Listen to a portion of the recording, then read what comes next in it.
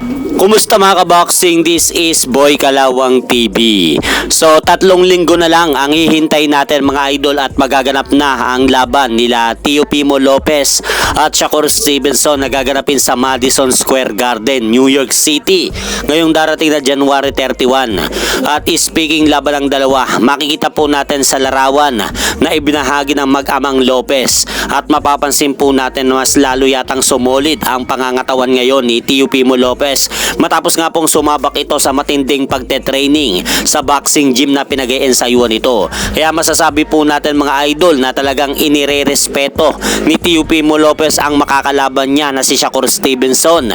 Dahil alam nito siguro mga idol na hindi basta-basta si Shakur Stevenson na makalaban sa ibabaw ng lona. Kahit kailangan po niya na matinding pagte-training at game plan para talunin si Shakur.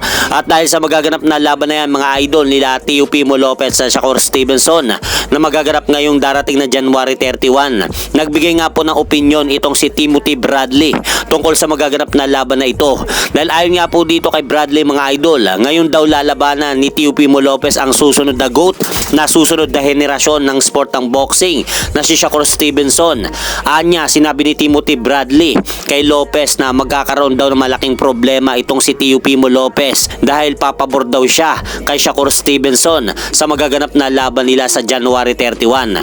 At sinabi pa mga idol ni Timothy Bradley kay Teofimo Lopez na hindi daw kayang talunin ni Teofimo Lopez si Shakur Stevenson sa magaganap na laban nila dahil alam daw ni Bradley ang mga hindi magandang gawain ni Teofimo Lopez sa ibabaw ng ring at alam din daw ni Shakur Stevenson kung paano talunin si Teofimo Lopez sa kanilang magaganap na laban.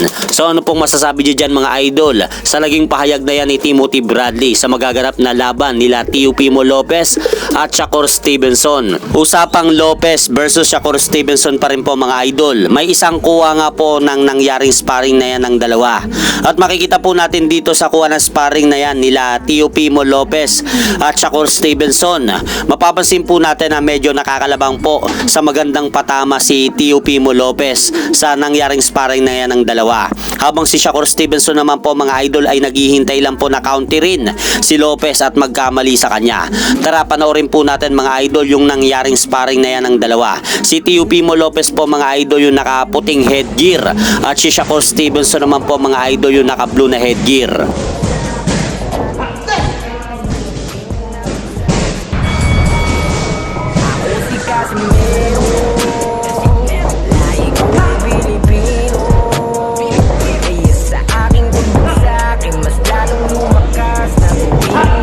Ano pong masasabi nyo dyan mga idol sa naganap na sparring nila Teofimo Lopez at Shakur Stevenson? Kuha po yan, matagal na po na panahon yung nagsisimula pa lang sila sa professional boxing. At hanggang dito na lang po muna ang aking update sa mga ganapan sa mundo ng boxing. At syempre mga idol, huwag nyo rin pong kalimutan, pakisuportahan nyo naman po muna ang ating munting channel. Maraming salamat po.